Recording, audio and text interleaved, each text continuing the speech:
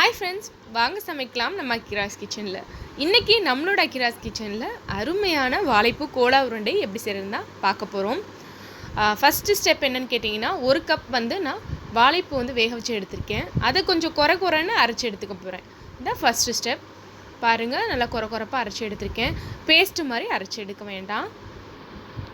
Second step என்னென்னு கேட்டிங்கன்னா, அதுலேயே அரை கப் வந்து தேங்காய் துருவல், சிறிதளவு சோம்பு, ஒரு பச்சை மிளகாய், சிறிதளவு இஞ்சி துண்டு, 2 பூண்டு பற்கள், இது கூட கொஞ்சம் மிளகுத்தூளும் சிறிதளவு தண்ணி, இதெல்லாம் ஆட் பண்ணி நான் வந்து நல்லா பேஸ்ட் மாதிரி அரைச்சி எடுக்க போகிறேன். கொஞ்சம் குறைப்பாக இருக்குது, இன்னும் கொஞ்சம் அரைக்கணும்.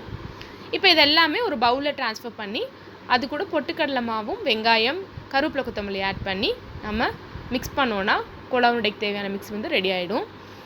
ஒரு கப் வந்து பொட்டுக்கடலை மாவு கண்டிப்பாக தேவைப்படும். ஸோ நீங்கள் ஒரு கப் அரைச்சி எடுத்துக்கோங்க. ஃபஸ்ட்டு வந்து நான் வாழைப்பூ அந்த பேஸ்ட் வந்து ட்ரான்ஸ்ஃபர் பண்ணிட்டேன். அதில் இப்போ பொட்டுக்கடலை மாவு வந்து ஆட் பண்ணியிருக்கேன்.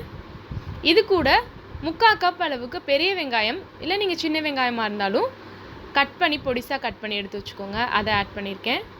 அதுக்கப்புறம் அரைத்து எடுத்திருக்க தேங்காய் துருவல் விழுது அதையும் ஆட் பண்ணி கொஞ்சோண்டு மஞ்சத்தூள், கொஞ்சோண்டு வந்துட்டு மிளகுத்தூள், டேஸ்ட்டுக்கு தேவையான அளவு உப்பு, இது எல்லாத்தையும் சேர்த்து நல்லா மிக்ஸ் பண்ணுறேன். அது கூட கருவேப்பிலை கொத்தமல்லியும் ஆட் பண்ணியிருக்கேன்.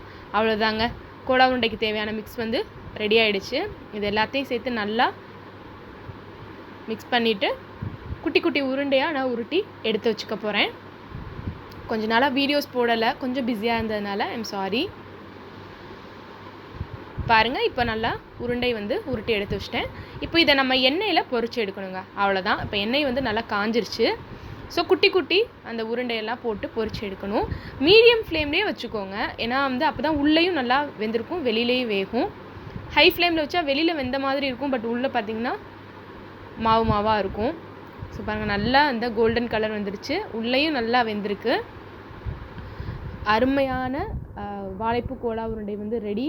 கண்டிப்பாக டேஸ்ட்டு வந்து சாப்பிட்டு பார்த்துட்டு அட்டகாசமாக இருக்கும், எல்லாருக்கும் ரொம்ப பிடிக்கும். இந்த வீடியோ பிடிச்சிருந்ததுன்னா ப்ளீஸ் லைக் பண்ணுங்கள், ஷேர் பண்ணுங்கள், மறக்காமல் சப்ஸ்கிரைப் பண்ணிவிடுங்க. தேங்க்ஸ் ஃபார் வாட்சிங் ஃப்ரெண்ட்ஸ். பாய்.